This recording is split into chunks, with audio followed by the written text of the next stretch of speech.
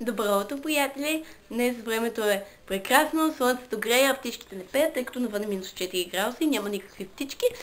Но исках да ви кажа добро утро. Днес е рождения ден на баба. Исках да я поздравя, да ви пожелая здраве, щастие и всичко най-най.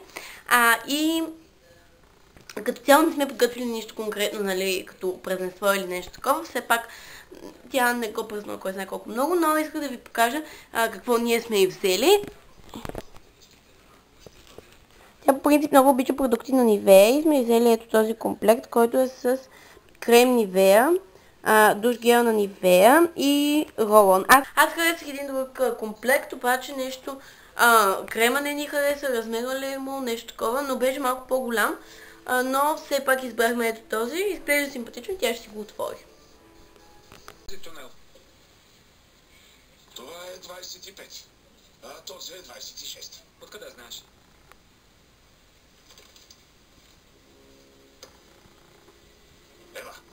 Гледах Тайната на скрития град и исках да ви кажа, че всъщност един от интересните за мен жанри филмове са фентазитата и филмът беше доста интересен. Те са като цяло фентазито е много заблатяващо. Повечето от нещата знаят, че няма как да се случат в реалния живот, но въпреки това са супер интересни и винаги има някакъв край, който или е загадъчен, или така да се замислиш на нещо. Една жена беше донесла на баба ръчно направен венец за врата, който изглежда ето така. Чудя се как да ви го покажа, че да го видите.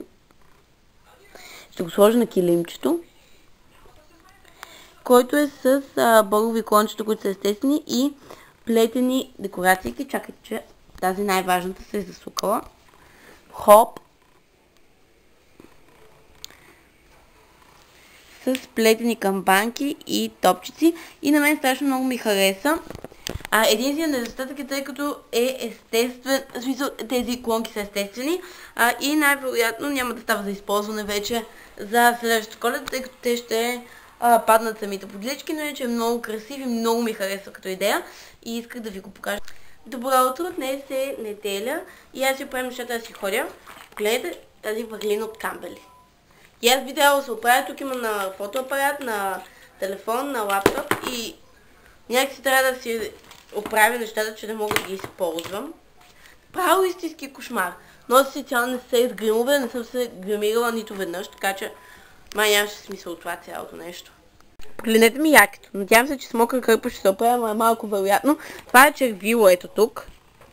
А това тук горе нямам представа какво. Исках да ви покажа новия диван, който са си взели нашите за тук за село. Обаче е малко тъмно и не се вижда съвсем. Но е така изглежда с две възглавници, които са отстрани и две възглавници в средата. Хубавото на къща на баба е, че тук винаги е топло, а и в момента има торта.